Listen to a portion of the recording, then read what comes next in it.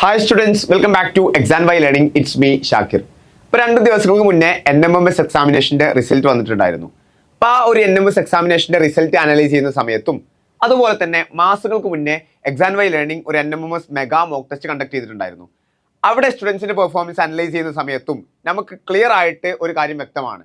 സ്റ്റുഡൻസിന്റെ rank തീരുമാനിക്കുന്നത് അല്ലാന്നുണ്ടെങ്കിൽ അവർ ഏറ്റവും ബുദ്ധിമുട്ടുന്നത് മാറ്റിലാണ്. നമ്മൾ സ്കൂൾ ക്ലാസ്സുകളിൽ നോർമലി പഠിക്കുന്ന ഒരു സബ്ജക്റ്റ് അല്ല എന്നുള്ളതാണ് ഇവിടെ ഏറ്റവും പ്രൈമറിലി നമ്മൾ നേരിടുന്ന വെല്ലുവിളി എന്ന് പറയുന്നത്. അപ്പോൾ ഇതിനെ എങ്ങനെ മറികടക്കാം? ഇനി കമ്മിങ് ഇയേഴ്സിൽ NMS എഴുതുന്ന കുട്ടികൾക്ക് എങ്ങനെ നിങ്ങളുടെ മാറ്റ് എക്സാമിനേഷൻ സ്ട്രാറ്റജൈസ് ചെയ്യാം എന്നുള്ളതാണ് നമ്മൾ ഈ ഒരു ചെറിയ വീഡിയോയിലൂടെ നോക്കാൻ വേണ്ടിയിട്ട് പോകുന്നത്. 90 മിനിറ്റിൽ 90 ക്വസ്റ്റ്യൻസ് ആണ് നിങ്ങൾക്ക് ഇവിടെ ആൻസർ ചെയ്യേണ്ടതായിട്ട് വരുന്നത്. ഇത് തന്നെയാണ് മാറ്റിന്റെ കേസിലെ ഏറ്റവും വലിയ വെല്ലുവിളിയായിട്ട് വരുന്നത്. ഇവിടെ ഭയങ്കര ഫോർമുലാസോ ഹെവി കാൽക്കുലേഷൻസ് ഒന്നല്ല ഇമ്പോർട്ടൻ്റ് ആയിട്ട് വരുന്നത്, മറിച്ച് നിങ്ങളുടെ സ്പീഡും അതുപോലെ തന്നെ ലോജിക്കും ആണ് ഏറ്റവും ഇമ്പോർട്ടൻ്റ് ആയിട്ട് വരുന്നത്. അപ്പോൾ സ്വാഭാവികമായിട്ട് നിങ്ങൾക്ക് ഉണ്ടാകുന്ന സംശയമാണ്, അപ്പോൾ എങ്ങനെയാണ് നമ്മൾ മാറ്റ് പഠിച്ചു തുടങ്ങുക, എങ്ങനെ എൻ്റെ മാറ്റ് സ്കിൽസ് അടിപൊളിയാക്കാം എന്നുള്ളതാണ്.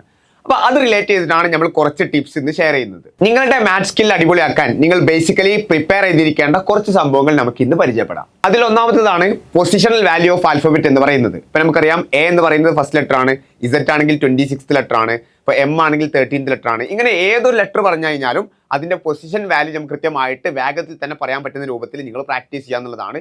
ഇതിന് പല ഡിഫറെൻറ്റ് കോഡും കാര്യങ്ങളൊക്കെ ഉണ്ട്. അപ്പോൾ അതൊക്കെ പഠിച്ച് നിങ്ങൾക്ക് ആ ഒരു കാര്യം സ്പീഡാക്കാൻ വേണ്ടി കഴിയും. മോസ്റ്റ് ഓഫ് ദി ലെറ്റർ സീരീസിലെയും അതുപോലെ തന്നെ ലെറ്റർ അനാലജിയിലൊക്കെ ക്വസ്റ്റ്യൻസ് ഈ ഒരു പൊസിഷൻ വാല്യൂ ബേസ് ചെയ്തിട്ടാണ് ക്വസ്റ്റ്യൻസ് ഫ്രെയിം ചെയ്യാറുള്ളത്. അതുപോലെ തന്നെ ഇതിന്റെ റിവേഴ്സ് ഓർഡറും വളരെ ഇമ്പോർട്ടൻ്റ് ആണ്. ഫോർ എക്സാമ്പിൾ ആയിട്ട് പറയുകയാണെങ്കിൽ A എന്ന് പറയുന്നത് 26th ലെറ്റർ ബാക്കിൽ നിന്ന് നോക്കുമ്പോൾ, ഇപ്പോൾ M ആണെങ്കിൽ നമുക്ക് ഏകദേശം 14th ലെറ്റർ ആണെന്നുള്ളത് എന്ത് ചെയ്യാൻ പറ്റും, പറയാൻ വേണ്ടിയിട്ട് പറ്റും. ഇനിയിപ്പോൾ Z ആണെങ്കിൽ ബാക്കിൽ നിന്ന് ഫസ്റ്റ് ലെറ്റർ ആണ്. അതായത് റിവേഴ്സ് ഓർഡറും വളരെ ഇമ്പോർട്ടൻ്റ് ആണ്. അതുപോലെ തന്നെയാണ് ഓപ്പോസിറ്റ് ലെറ്റർ പെയേഴ്സ്. ഇപ്പോൾ എൻ്റെ ഓപ്പോസിറ്റ് ലെറ്റർ എന്ന് പറയുന്നത് Z ആണ്, തുടക്കത്തിൽ നിന്ന് ഫസ്റ്റും ലാസ്റ്റിൽ നിന്ന് ഫസ്റ്റും. അതുപോലെ തന്നെ ബീൻ്റെ ഓപ്പോസിറ്റ് Y ആണ്. ഇങ്ങനെ ഓപ്പോസിറ്റ് ലെറ്റർ പെയേഴ്സും നിങ്ങൾ കൃത്യമായിട്ട് ലെറ്റേഴ്സിന്റെ കേസിൽ നിങ്ങൾ ബേസിക് ആയിട്ട് പഠിച്ചിരിക്കണം. രണ്ടാമത്തെ കാര്യം സ്ക്വയേഴ്സും അതുപോലെ തന്നെ ക്യൂബ്സും ആണ്.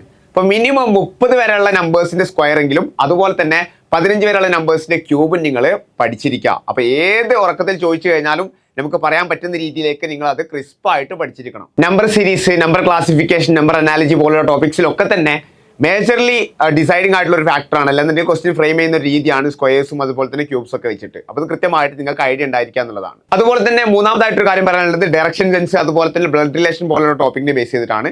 ഇവിടെ നിങ്ങൾ ആൻസർ ചെയ്യുന്ന സമയത്ത് കൃത്യമായിട്ട് വരച്ച് ആ ഒരു ആൻസർ ചെയ്യാൻ വേണ്ടിയിട്ട് ശ്രമിക്കാം. അപ്പോൾ നിങ്ങളുടെ കൺഫ്യൂഷൻ അത് കുറക്കാൻ വേണ്ടിയിട്ട് ഹെൽപ്പ് ചെയ്യും. അപ്പോൾ ഈ ബ്ലഡ് റിലേഷനിലൊക്കെ പല ഫാമിലി ട്രീ ഒക്കെ വരയ്ക്കുന്ന സമയത്ത് അതെങ്ങനെയാണ് വരയ്ക്കുക എന്നുള്ള സ്ട്രക്ചേർഡ് മാനർ നിങ്ങൾക്ക് ഉണ്ടായിരിക്കുക.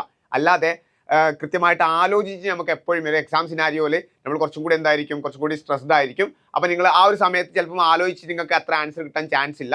അതിനും വെച്ചും നിങ്ങൾ കൃത്യമായിട്ട് വരച്ചാണ് അങ്ങനത്തെ ക്വസ്റ്റ്യൻസ് പ്രാക്ടീസ് ചെയ്തിട്ടുള്ളതെന്നുണ്ടെങ്കിൽ അത് നിങ്ങളെ എല്ലാ സമയത്തും ഹെൽപ്പ് ചെയ്യും. അതുപോലെ തന്നെ ഡിറക്ഷൻ്റെ കേസിൽ മേജറായിട്ട് ആ 4 ഡിറക്ഷൻസ് ഓർത്ത് വെക്കുക.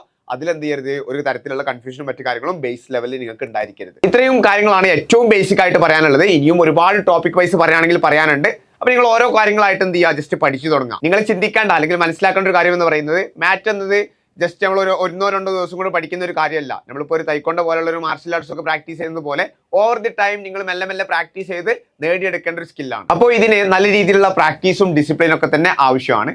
അപ്പോൾ നിങ്ങളിപ്പോൾ ചെയ്യേണ്ടത് ജസ്റ്റ് നിങ്ങൾ പ്രാക്ടീസ് ചെയ്ത് തുടങ്ങുക. മെയിനായിട്ട് നിങ്ങൾക്ക് PYQ ക്വസ്റ്റ്യൻ പേപ്പേഴ്സ് ഒക്കെ അവൈലബിൾ ആണെങ്കിൽ അതിലുള്ള മാറ്റ് ക്വസ്റ്റ്യൻസും മറ്റൊക്കെ ട്രൈ ഔട്ട് ചെയ്ത് നിങ്ങൾ സ്റ്റാർട്ട് ചെയ്യുക. അപ്പോൾ നിങ്ങൾക്ക് നിങ്ങൾ എഴുതാൻ പോകുന്ന എക്സാമിൻ്റെ ഒരു ഡിഫിക്കൽറ്റി ലെവൽ അനാലൈസ് ചെയ്യാൻ തീർച്ചയായിട്ടും നിങ്ങൾക്ക് അത് നിങ്ങളെ ഹെൽപ്പ് ചെയ്യുന്നതാണ്. അതുപോലെ തന്നെ ഡിഫറെൻറ്റ് ടോപ്പിക്സ് അതിലേതൊക്കെയാണ് വന്നിട്ടുള്ളതെന്ന് മനസ്സിലാക്കുക. ആ ടോപ്പിക്സ് ഇൻഡെപ്ത് ആയിട്ട് പഠിക്കാനും വേണ്ടിയിട്ട് നിങ്ങൾ ശ്രദ്ധിക്കുക. അതുപോലെ തന്നെ ഈ ഒരു യൂട്യൂബ് ചാനലിൽ നമ്മൾ ഒരുപാട് വീഡിയോസ് NMSന്റെ മാറ്റ് റിലേറ്റ് ചെയ്ത് ചെയ്തിട്ടുണ്ട്. അപ്പോൾ അതൊക്കെ നിങ്ങൾക്ക് ചെക്കൗട്ട് ചെയ്യാം. അടുത്തൊരു ഇയർ ആവുന്ന സമയത്തും ടോപ്പിക് ഒന്നും ചേഞ്ച് ആവുന്നില്ല. സോ അത് നെക്സ്റ്റ് ഇയറിലേക്കും കൃത്യമായിട്ട് യൂസ്ഫുൾ ആണ്. അങ്ങനെയാണെങ്കിൽ അറ്റ് ലാസ്റ്റ് ഒരു ക്വസ്റ്റ്യനോട് കൂടി നമുക്ക് ഈ ഒരു സെഷൻ എൻഡ് ചെയ്യാം. ക്വസ്റ്റ്യൻ ഇങ്ങനെയാണ് വരുന്നത്. ഒരു നമ്പർ സീരീസ് ആണ്. നിങ്ങൾ ലാസ്റ്റ് ടേം ഏതാന്നുള്ളത് പറയാണ് വേണ്ടത്. 8, 27, 64, 125. നോക്കുക, 8, 27, 64, 125. അടുത്തൊരു ടേം ഏതായിരിക്കും എന്നുള്ളത് നിങ്ങൾ താഴെ കമന്റ് ആയിട്ട് അറിയിക്കുക. സോ ഇതുപോലെയുള്ള ഒരുപാട് സെഷൻസുമായിട്ട് നമുക്ക് വീണ്ടും കാണാം. അതുവരെക്കും ബൈ.